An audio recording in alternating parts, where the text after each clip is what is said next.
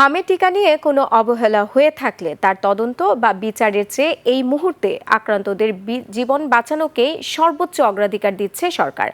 এমন মন্তব্য করেছেন স্বাস্থ্যমন্ত্রী সরদার মোহাম্মদ শাখাওয়াত হোসেন। শনিবার সচিবালয়ে স্বাস্থ্যমন্ত্রী জানান, এখন পর্যন্ত 1,84,00,000 টিকা দেয়া সম্পন্ন হয়েছে। সিরাত আল মুস্তাকিমের রিপোর্ট। নগদ নিয়ে এলো হার না মানা হার অফার। সর্বনিম্ন 10,000 টাকা রেমিটেন্স নগদে পাঠালে থাকছে স্বর্ণের হার জেতার সুযোগ। দেশজুড়ে ক্রমশই উদ্বেগ বাড়াচ্ছে হাম পরিস্থিতি।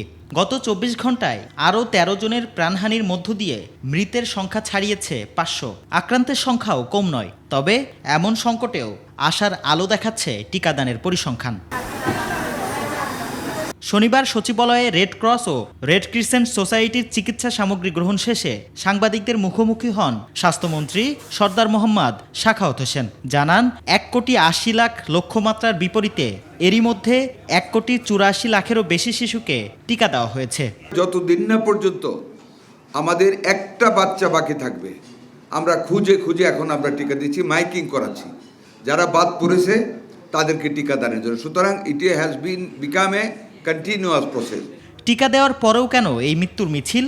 এমন প্রশ্নের জবাবে মন্ত্রী জানান, অ্যান্টিবডি তৈরি হতে 3 থেকে 4 সপ্তাহ সময় লাগে। সিলেটের উদাহরণ দিয়ে বলেন, সেখানে মৃত 5 শিশুর একজনও টিকা নেয়নি। আর টিকার অবহেলা নিয়ে তদন্তের চেয়ে এখন আক্রান্তদের বাঁচানোই মূল লক্ষ্য।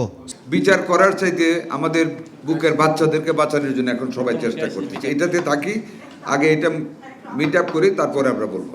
আসছে ঈদেও জরুরি সেবা ও হামের চিকিৎসায় ডাক্তার নার্সদের শিফট চালু থাকবে। হামের রুগী এবং জরুরি স্বাস্থ্য সেবাতে কোনো ডাক্তারের নার্সের ছুটি হবে না। সিরাত আল মুস্তাকিম, 21 টেলিভিশন, ঢাকা।